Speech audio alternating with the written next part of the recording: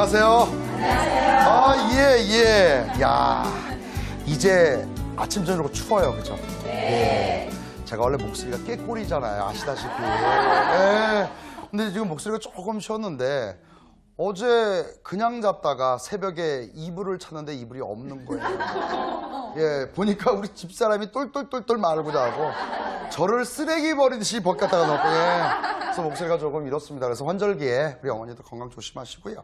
아마도 제가 봤을 때는 그래요. 건강이 재산입니다. 그죠? 예. 아무리 돈을 많아도 건강을 잃는다면 거기에 대한 내용은 아무것도 없지 않을까. 따라서 창업하는 목적성도 그렇습니다. 돈을 벌려고 창업하지만 중요한 것은 창업하는 목적성의 가장 중요한 것은 가족이 건강하게 오래 행복하게 그렇게 살기 위한 어떤 재원 마련에 대한 부분이 되지 않을까 싶어요. 자, 이번 시간에는요, 제가 창업하는 방법에 있어서의 몇 가지를 한번 말씀드리도록 하겠습니다. 예. 자, 보통 창업의 방법은 크게 이제 세 가지 방법이라고 하는데요. 그걸 갖다가 이제, 일반 창업, 개인 창업이라고도 얘기를 하고요.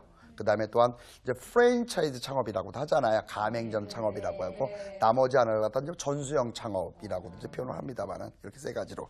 어떤 거를 하시던 간에 그거는 다 이제 창업자, 즉, 여러분들의 내용에 따라서 갖고 있는 환경, 컨디션에 따라서 좀 달라지긴 하는데요.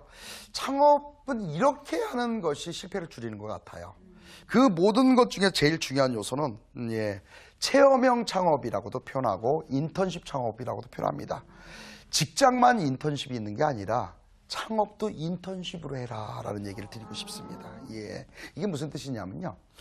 내가 어떤 아이템에 대한 생각을 가지고 있다. 흥미롭다. 한번 해보려고 하는 의지를 갖고 있다면 덜컥 시작하지 마시고 한 6개월 정도 해당 업장에 가서 뭐 종업원으로 근무하든 뭐 이래서 직접 그 업장을 내가 경험을 해라. 평양감사도 자기 실은 못하잖아요. 네. 자기한테 맞는 것을 해야 되는데요. 보통의 대한민국 창업자들은요. 하루에 평균 13.5시간을 일을 하고요. 한 달에 2번 정도 쉬고요. 예, 거기에다가 달력에 빨간 글씨 써 있는 날은 절대로 놀지 못하고요. 이게 창업이에요. 예, 결국은 무슨 얘기냐면 지금 얘기했듯이 뭐 어린이날 우리 아들 손을 잡고 에버랜드에 놀러 간다? 있을 수 없습니다. 왜냐하면 그 빨간 글씨 써 있는 공휴일이나 일요일 날이 평일보다 매출이 1.5배 올라가는 날이에요, 다. 그거를 포기할 자영업자가 없습니다. 그래서 창업을 준비하는 순간 우리 아들하고 에버랜드에 빨간 날 가는 것은 약 돈 번 다음에 가야 되겠다라는 생각은 갖고 준비하셔야 되고요. 아까 얘기했지 않습니까? 13.5시간을 일을 해. 13.5시간을 일을 하는데 이 중에서 접점의 시간이라고 합니다. 어느 업종이나 접점의 시간이 있는데 이 접점의 시간을 풀이를 하면 장사를 하는 시간이 있잖아요.